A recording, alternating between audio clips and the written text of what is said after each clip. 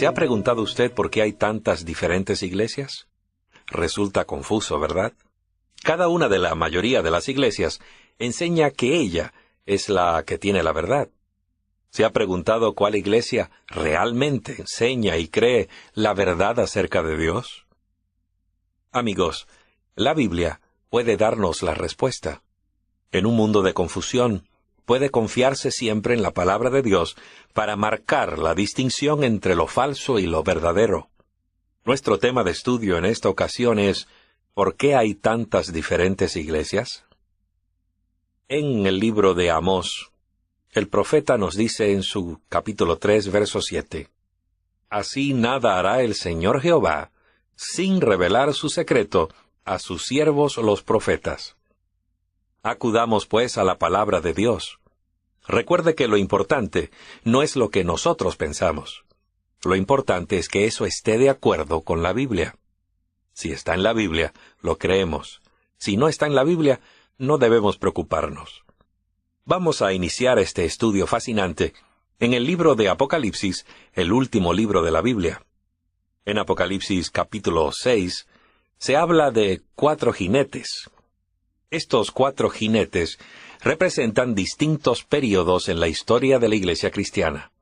En esos períodos vemos representado el desarrollo de las diferentes iglesias que tenemos actualmente. Y miré cuando el Cordero abrió el primero de los 7 sellos, y oí a uno de los 4 seres vivientes que decía con voz de trueno, «Ven». La historia del cristianismo queda revelada aquí en el capítulo 6. Y miré, y aquí un caballo blanco. El que estaba montado sobre él tenía un arco, y le fue dada una corona, y salió venciendo y para vencer. Así que la primera iglesia es una iglesia de fe, triunfante. Es un caballo blanco. El blanco representa una fe pura. Debió de haber sido emocionante vivir en ese primer siglo, justamente después de la ascensión de Jesús. Los apóstoles tenían mucho valor y fe, porque habían caminado y hablado con Jesús. También fueron testigos de su resurrección. Lo habían visto ascender al cielo. Sabían que iba a regresar. Creían en sus promesas con todo su corazón. Dieron a conocer las nuevas del Evangelio a todo el mundo, entonces conocido, con gran valor y tremendo entusiasmo. De hecho, las buenas nuevas de salvación fueron predicadas en todas partes.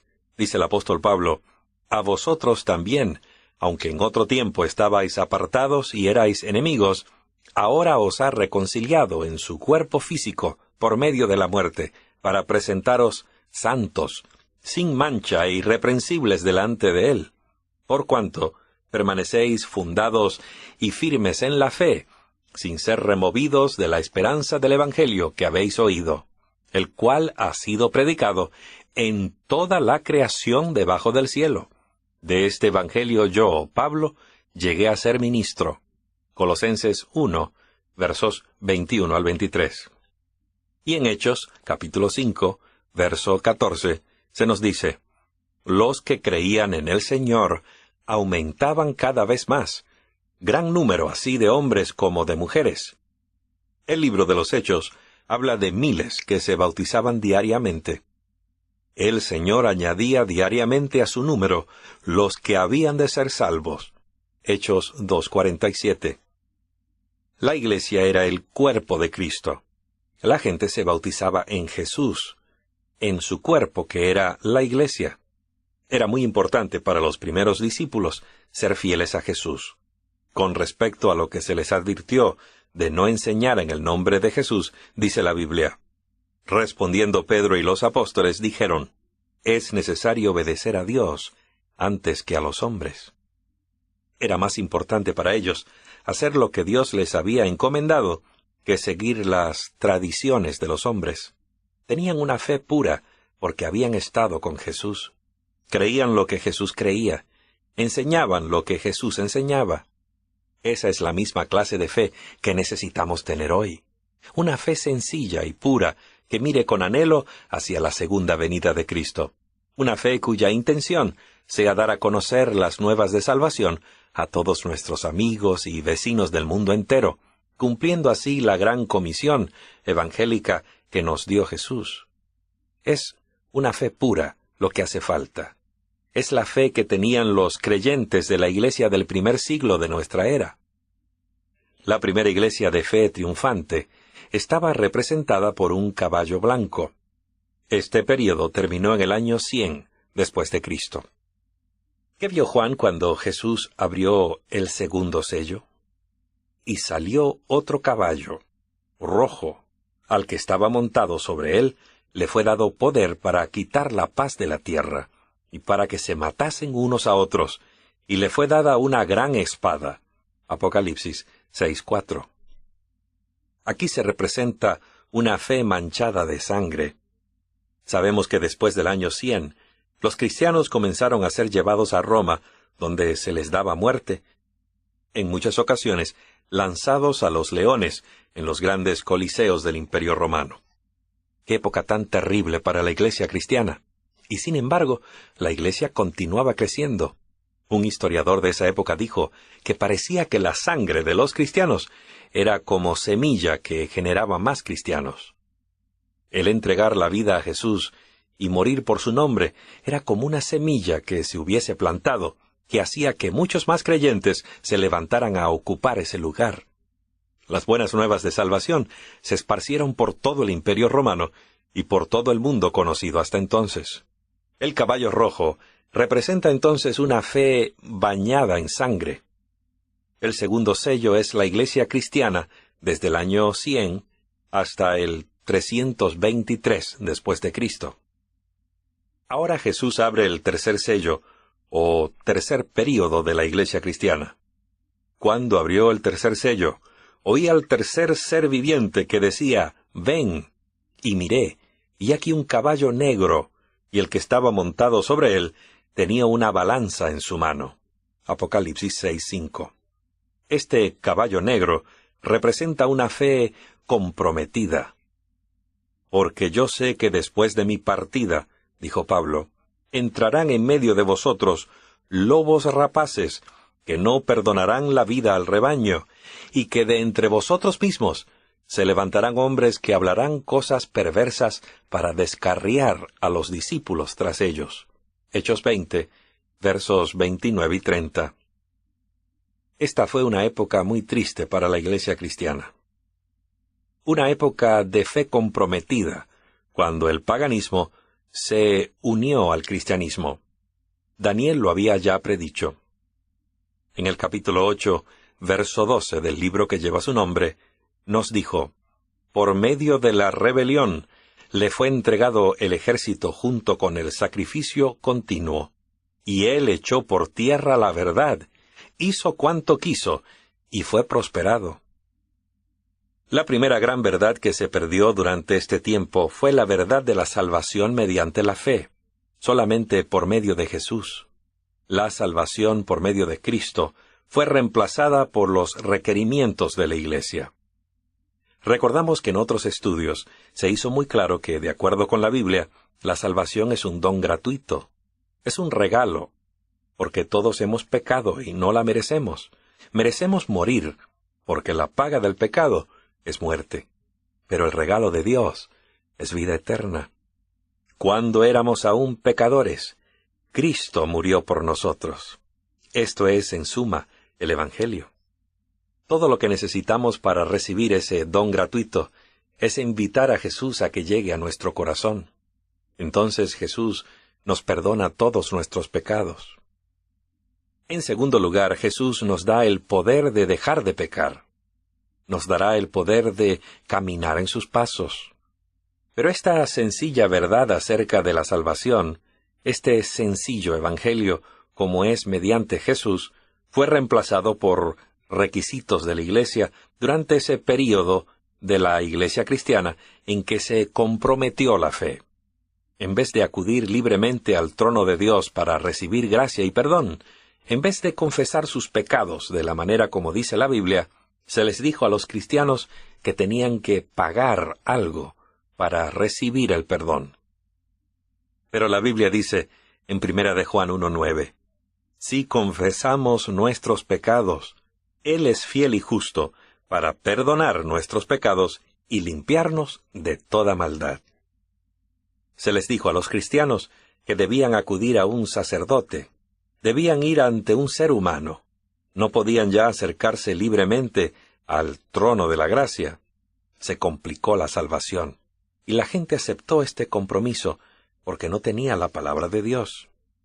Durante ese tiempo, iba contra la ley el tener la Biblia. No se había inventado todavía la imprenta, por lo cual era difícil encontrar aún pequeñas porciones de las Escrituras. Muchas personas aceptaron lo que la Iglesia les enseñaba, y la fe cristiana se corrompió. La segunda gran verdad que se comprometió se refería a la adoración de objetos hechos de madera o de piedra, en vez de adorar a Dios nuestro Creador. Dice Dios en uno de los 10 mandamientos: «No te harás imagen, ni ninguna semejanza de lo que esté arriba en el cielo, ni abajo en la tierra, ni en las aguas debajo de la tierra. No te inclinarás ante ellas, ni les rendirás culto, porque yo soy Jehová tu Dios, un Dios celoso, que castigo la maldad de los padres sobre los hijos, sobre la tercera y sobre la cuarta generación de los que me aborrecen». Éxodo 20, versos 4 y 5. Se introdujeron entonces imágenes en la Iglesia. Los 10 mandamientos expresaban muy claramente que era incorrecto adorar nada, ninguna cosa, ni nadie más que a Dios mismo. La tercera verdad bíblica que se comprometió en esta época es la representada por el cuarto mandamiento, a saber, el día de adoración. Notemos lo que la Biblia dice de Daniel cuando vio aquello. «En cuanto a mí, Daniel, mi espíritu se turbó a causa de esto, y las visiones de mi cabeza se alarmaron». Ya hemos estudiado cómo Constantino decretó la primera ley dominical, cambiando el día de adoración del séptimo día, o sea, el sábado, al domingo, primer día de la semana. Pero recordemos que Jesús dijo: «Si me amáis, guardaréis mis mandamientos». Juan 14, verso 15. Durante este tiempo de fe comprometida, se enfrió el amor hacia Jesús, y mucha gente siguió las tradiciones en vez de seguir a Dios. La Iglesia aceptó el compromiso concerniente al sábado e intentó cambiar el día de reposo. La publicación Centinela de la Iglesia Católica Santa Catarina, del día 21 de mayo de 1995, dice lo siguiente: «Posiblemente el acto más osado, el cambio más revolucionario que haya hecho la Iglesia algún día, ocurrió en el primer siglo. El santo día sábado fue cambiado al domingo, no por indicación de las Escrituras, sino por la conciencia de la Iglesia, de su propio poder. Quienes piensan que las Escrituras deben ser la única autoridad, deben, lógicamente, convertirse en adventistas del séptimo día y guardar el sábado como día santo». La adoración en el día domingo, primer día de la semana, no es bíblica. Los estudiosos en todo el mundo lo reconocen. Este cambio, como sabemos, lo impuso el emperador de Roma, Constantino, en el año 320 después de Cristo, y la Iglesia aceptó el cambio. Durante esta época de compromiso, el pagano Día del Sol reemplazó el santo sábado bíblico. En la History of the Eastern Church, página 184, se nos dice: «Las monedas acuñadas por Constantino tenían en una de sus caras las letras del nombre de Cristo y en la otra la figura del dios Sol, como si no se atreviera a renunciar al patrocinio de la brillante luminaria». ¿No le parece interesante? Dios hizo muy claro en sus mandamientos: «Porque en 6 días Jehová hizo los cielos, la tierra y el mar, y todo lo que hay en ellos, y reposó en el séptimo día. Por eso Jehová bendijo el día del sábado, y lo santificó». Dios hizo muy claro su deseo de que su pueblo guardara como santo el séptimo día, es decir, el sábado. Ya en el mismo comienzo de la Biblia leemos: Por eso Dios bendijo y santificó el séptimo día, porque en él reposó de toda su obra de creación que Dios había hecho. Génesis 2, verso 3. Si Dios el Creador bendijo un día y lo apartó, si santificó un día por sobre todos los demás, entonces, amigos, el hombre no tiene el derecho ni el poder de cambiarlo. Se trata de un asunto de obediencia y adoración, de acuerdo con las tradiciones de los hombres, o hacer lo que Dios ha dicho. Ese fue entonces el período de la fe comprometida. Fue la época de la Iglesia entre el año 323 y el 536 después de Cristo. Consideremos ahora el cuarto período de la Iglesia cristiana, representada por el caballo amarillo. Cuando abrió el cuarto sello, oí la voz del cuarto ser viviente que decía, «Ven», y miré. Y aquí un caballo pálido, y el que estaba montado sobre él se llamaba Muerte, y el Hades le seguía muy de cerca. A ellos les fue dado poder sobre la cuarta parte de la tierra para matar con espada y con hambre y con pestilencia y por las fieras del campo. Apocalipsis 6, versos 7 y 8. El cuarto sello representa entonces una fe moribunda. Era el tiempo de unión de la Iglesia y el Estado. El Santo Imperio Romano se había desarrollado plenamente y se había convertido no solo en un Estado religioso, sino también en un Estado político. El resultado fue la unión de la Iglesia con lo político. Consideremos brevemente esta declaración. El cristianismo se convirtió en la religión oficial del Imperio Romano y tomó el lugar del paganismo. Se le puede llamar al cristianismo existente durante la Edad Media paganismo bautizado. Recuerde que en ese tiempo la gente no tenía acceso a la palabra de Dios. Era contra la ley poseer una Biblia, y como dijimos antes, todavía no se había inventado la imprenta. La gente obedecía las tradiciones. Seguían al paganismo y las ceremonias que se habían infiltrado en la Iglesia. Esto es un hecho histórico que se puede comprobar. Era la única iglesia existente en la Edad Media. Nuevamente, esta no es una crítica a ninguna iglesia actual. Alguien ha dicho, nuestro vino es agrio, pero es nuestro vino. Estamos hablando del cristianismo oficial que emerge en la Edad Oscura. Esta fue una terrible época comprometida, un tiempo de persecución del pueblo de Dios. Esta es la razón por la que se le llama oscurantismo religioso o Edad Oscura. 50 millones de cristianos perdieron la vida por causa de su fe. Veamos los pasos del compromiso: tradiciones, penitencia e indulgencias. Se podía tomar dinero y pagar por indulgencias que supuestamente sacaban a los familiares del purgatorio. O se podía pagar por la propia salvación, de manera que al morir no se necesitara ir al purgatorio.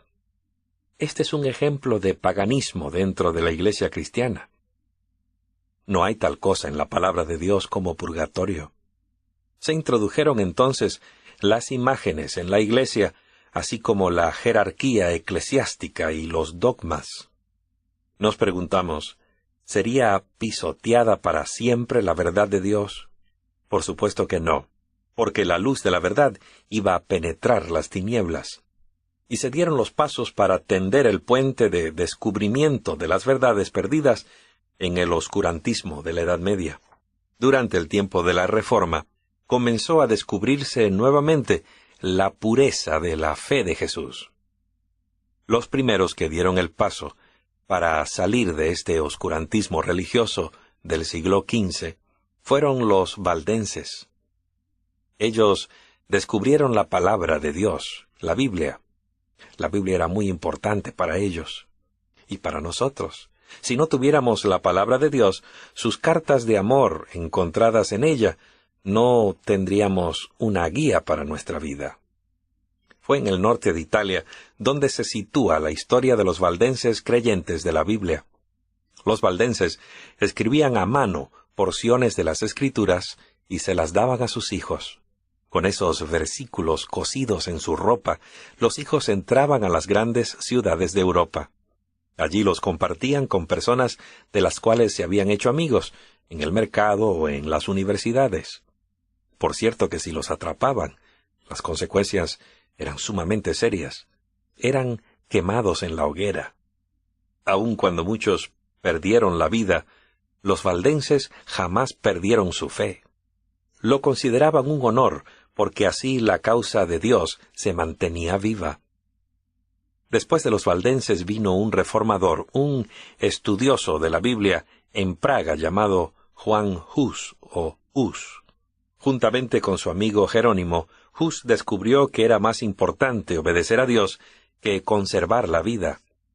Y porque se pusieron de parte de la obediencia a Dios y creyeron que debemos hacer lo que Dios nos pide, en vez de seguir las tradiciones de la Iglesia, fueron quemados en la hoguera. Sus cenizas fueron arrojadas al río que desemboca en el mar. En forma semejante, la Reforma salió de su lugar de origen y se extendió por todo el mundo. Después de que Hus y Jerónimo fueron quemados en la hoguera, un monje católico en Alemania, llamado Martín Lutero, descubrió la verdad bíblica de la salvación solo por la gracia de Cristo. Algunas personas se preguntan, ¿por qué fue que Lutero no descubrió todas las verdades que habían permanecido ocultas durante la Edad Media? La Biblia dice, «Todavía tengo que deciros muchas cosas, pero ahora no las podéis sobrellevar». Juan 16, verso 12. Requirió algún tiempo recuperar las verdades bíblicas. Era un proceso.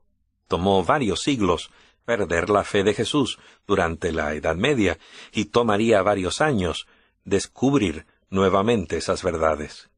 Cuando Lutero murió, sus seguidores recogieron lo que había dicho y formaron la Iglesia Luterana. Para ellos la Reforma terminó con la muerte de Lutero.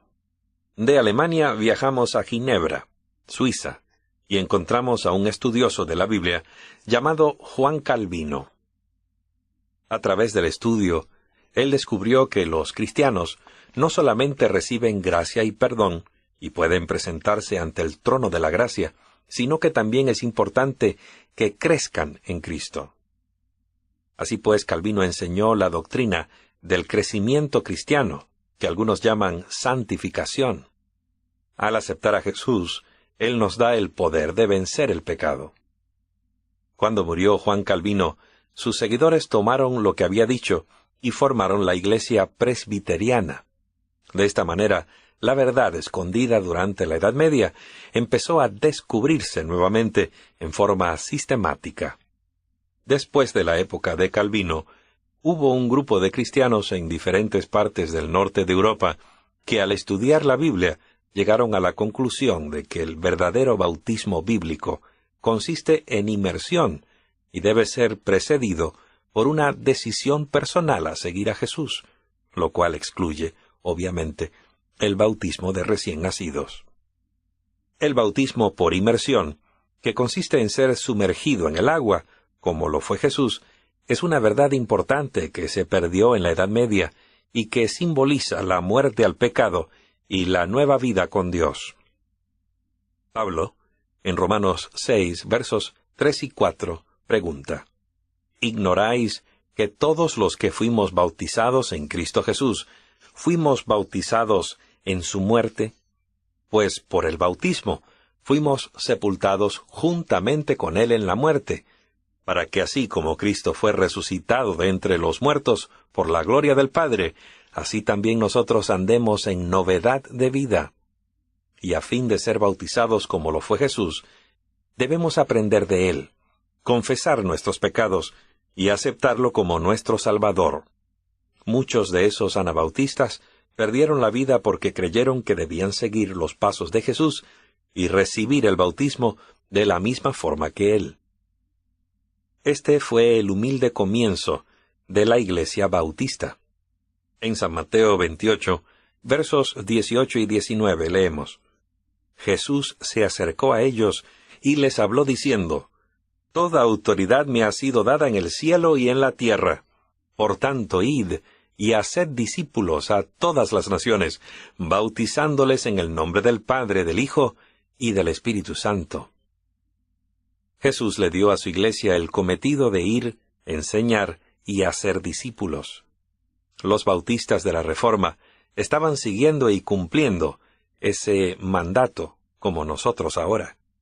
Como puede observarse, estos reformadores estaban descubriendo verdades que habían estado ocultas durante la Edad Media. Al descubrirlas, sus seguidores se unieron en lo que constituyen actualmente las denominaciones protestantes más importantes, como los luteranos, presbiterianos y bautistas. Finalmente, en Inglaterra, un hombre llamado Juan Wesley comenzó a estudiar la Biblia.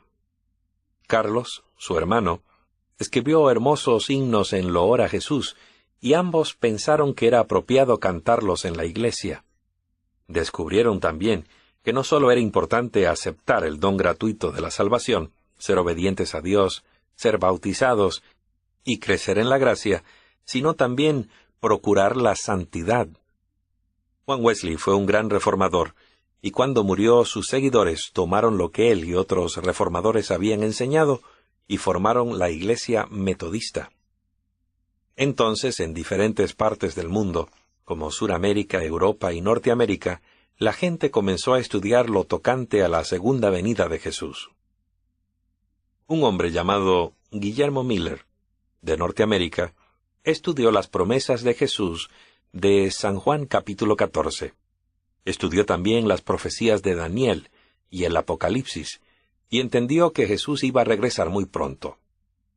Así que, basado en lo que los valdenses enseñaron acerca de la Biblia, lo que Hus enseñó respecto a la obediencia, lo que Lutero enseñó tocante a la gracia, lo que Calvino enseñó acerca del crecimiento cristiano o santificación, lo que los anabautistas enseñaron referente al bautismo, y lo que Wesley enseñó acerca de la santidad, Miller añadió a todo ello una doctrina muy importante: la cercanía de la segunda venida de Cristo.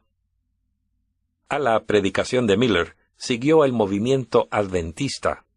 Los sucesores del gran ministro descubrieron también que cuando, particularmente los fieles, mueren, duermen en Jesús a la espera de la resurrección. Como lo enseña la Biblia claramente, dormimos hasta el momento de la resurrección, cuando se nos llamará a salir de la tumba. Qué gloriosa mañana aquella en la que nos reuniremos con nuestros seres amados. Los primeros adventistas descubrieron lo siguiente en la Biblia. Repasemos. Número 1. La muerte es un sueño. Jesús viene pronto. Y Él resucitará a los muertos en la resurrección. Primera de Tesalonicenses 4:16. Porque el Señor mismo descenderá del cielo, con aclamación, con voz de arcángel y con trompeta de Dios, y los muertos en Cristo resucitarán primero. Después de la época de Guillermo Miller, los que creían en la segunda venida de Jesús descubrieron también otra verdad enunciada por el Maestro, según se da en San Juan capítulo 14, verso 15.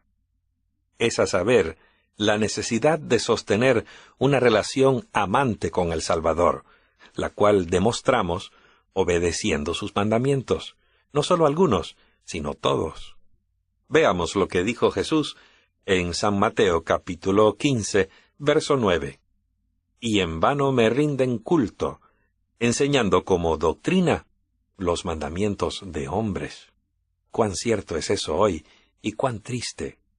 La gente enseña doctrinas y mandamientos de hombres. Pero no debe importar lo que diga el hombre, sino lo que vale, lo que importa, es lo que dice Dios. Cuando se trata de adoración, debemos adorar a Dios particularmente en el séptimo día que Él ha apartado para nosotros. Es un día especial que nos ha dado. Al descubrirse en la Biblia estas verdades especiales, los que las estudiaban se unieron para formar la Iglesia Adventista del Séptimo Día. En Isaías 58, versos 13 y 14, se predice que habría un movimiento para reparar la brecha abierta en la ley de Dios. Las Escrituras hablan de ese día. Si apartas tu pie por respeto al sábado, para no hacer tu capricho en mi día santo, si al sábado llamas delicia, consagrado a Jehová y glorioso, y si lo honras, no haciendo según tus propios caminos, ni buscando tu propia conveniencia, ni hablando tus propias palabras, entonces te deleitarás en Jehová. Yo te haré cabalgar sobre las alturas de la tierra, y te daré a comer de la heredad de tu padre Jacob, porque la boca de Jehová lo ha hablado.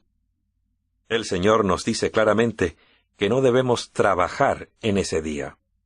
No debemos tampoco en su transcurso ir en pos de nuestros propios deseos o placeres. Es un día santo. Cuando ponemos en primer lugar a Dios en el día sábado, logramos una experiencia muy placentera. El sábado es un día emocionante. Dios no nos priva de nada, en cambio, nos da una bendición especial. Es más que un día feriado. El Señor dice que nos pondrá en los lugares altos de la tierra. Qué gran bendición nos dará si lo ponemos a Él en primer lugar en nuestra vida y guardamos el sábado santo como nos lo pidió. Pero por cada verdad que Dios nos ha enseñado en la Biblia, Satanás ha salido con una falsificación, una imitación barata. Dios declara que cuando morimos, dormimos en la tumba. La idea falsa de Satanás es que al morir vamos al cielo, al infierno o al purgatorio. Dios dice que el bautismo debe ser por inmersión. Satanás dice que por aspersión. Dios nos dio su verdad acerca de la salud. Satanás dice que ya se abolieron las leyes referentes a la salud. A cada verdad, él contrapone una falsificación, y eso crea confusión. El libro de Apocalipsis habla acerca de ello.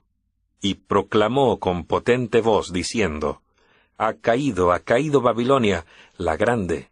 Se ha convertido en habitación de demonios, refugio de todo espíritu inmundo, y refugio de toda ave inmunda y aborrecible. En profecía, Babilonia significa confusión religiosa. Note el llamado siguiente. Oí otra voz del cielo que decía, salid de ella, pueblo mío, para que no participéis de sus pecados y para que no recibáis sus plagas. Apocalipsis 18:4. Amigo que me escuchas, Dios está llamando a su pueblo a salir de la confusión para que no participen de los pecados de Babilonia. Dios te está llamando a ti ahora. Ahora es el tiempo de ponerte de parte de Jesús. Dice la palabra de Dios, alabando a Dios y teniendo el favor de todo el pueblo. Y el Señor añadía diariamente a su número los que habían de ser salvos. Hechos 2, verso 47. Y el apóstol San Pablo añade, en 1 Corintios 12, verso 13, porque por un solo espíritu fuimos bautizados todos en un solo cuerpo, tantos judíos como griegos, tanto esclavos como libres, y a todos se nos dio a beber de un solo espíritu. Porque para los que se pierden, añade en 1 Corintios 1, 18, el mensaje de la cruz es locura. Pero para nosotros que somos salvos, es poder de Dios. Amigo que me escuchas, resulta claro que a través de su vida, Jesús reveló la verdad que Él quería que sus seguidores conocieran y siguieran. Hemos descubierto que Satanás le hizo guerra a la verdad y a la Iglesia de Cristo, con persecuciones, corrupciones, y procurando falsificar la verdad que Cristo le dio a su Iglesia. Hemos visto en nuestro estudio de la Biblia y de la historia que Cristo está guiando a su pueblo a un reencuentro con la verdad. Está llamando a la gente a salir de la confusión religiosa en camino a la verdad revelada en su santo libro. Amiga, amigo mío, ¿no te gustaría ahora mismo responder al llamado de los ángeles, salid de ella, pueblo mío? ¿No deseas ahora mismo ser parte de la Iglesia de Dios que guarda los mandamientos de Dios y tiene la fe de Jesús? Recuerda que somos llamados a salir de Babilonia, a hacer lo correcto. ¿Acaso no amas a Jesús? Jesús está por regresar muy pronto para llevarnos a su hogar celestial que nos está preparando ahora. ¿Deseas seguir?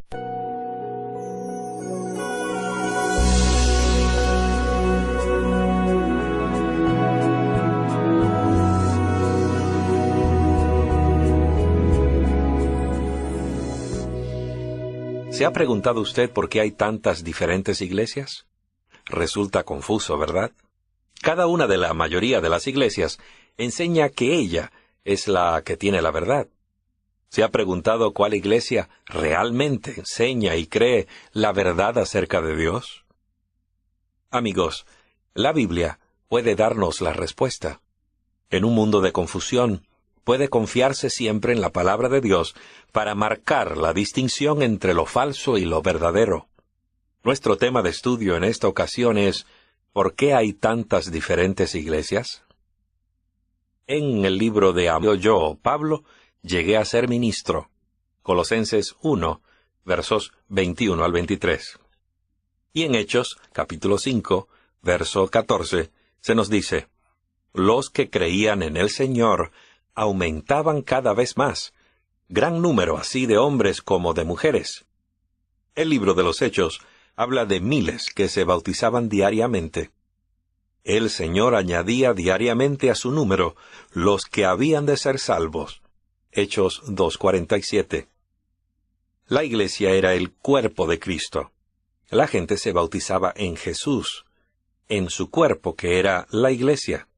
Era muy importante para los primeros discípulos ser fieles a Jesús. Con respecto a lo que se les advirtió de no enseñar en el nombre de Jesús, dice la Biblia, respondiendo Pedro y los apóstoles, resurrección. Lo habían visto ascender al cielo, sabían que iba a regresar, creían en sus promesas con todo su corazón. Dieron a conocer las nuevas del Evangelio a todo el mundo, entonces conocido, con gran valor y tremendo entusiasmo. De hecho, las buenas nuevas de salvación fueron predicadas en todas partes. Dice el apóstol Pablo, a vosotros también, aunque en otro tiempo estabais apartados y erais enemigos, ahora os ha reconciliado en su cuerpo físico por medio de la muerte, para presentaros santos, sin mancha e irreprensibles delante de él, por cuanto permanecéis fundados y firmes en la fe, sin ser removidos de la esperanza del Evangelio que habéis oído, el cual ha sido predicado en toda la creación debajo del cielo, de este Evangelio.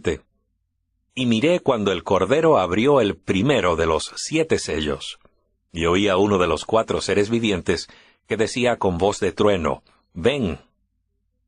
La historia del cristianismo queda revelada aquí en el capítulo 6. Y miré, y aquí un caballo blanco. El que estaba montado sobre él tenía un arco, y le fue dada una corona, y salió venciendo y para vencer. Así que la primera iglesia es una iglesia de fe, triunfante. Es un caballo blanco. El blanco representa una fe pura. Debió de haber sido emocionante vivir en ese primer siglo, justamente después de la ascensión de Jesús. Los apóstoles tenían mucho valor y fe, porque habían caminado y hablado con Jesús. También fueron testigos de su remorso.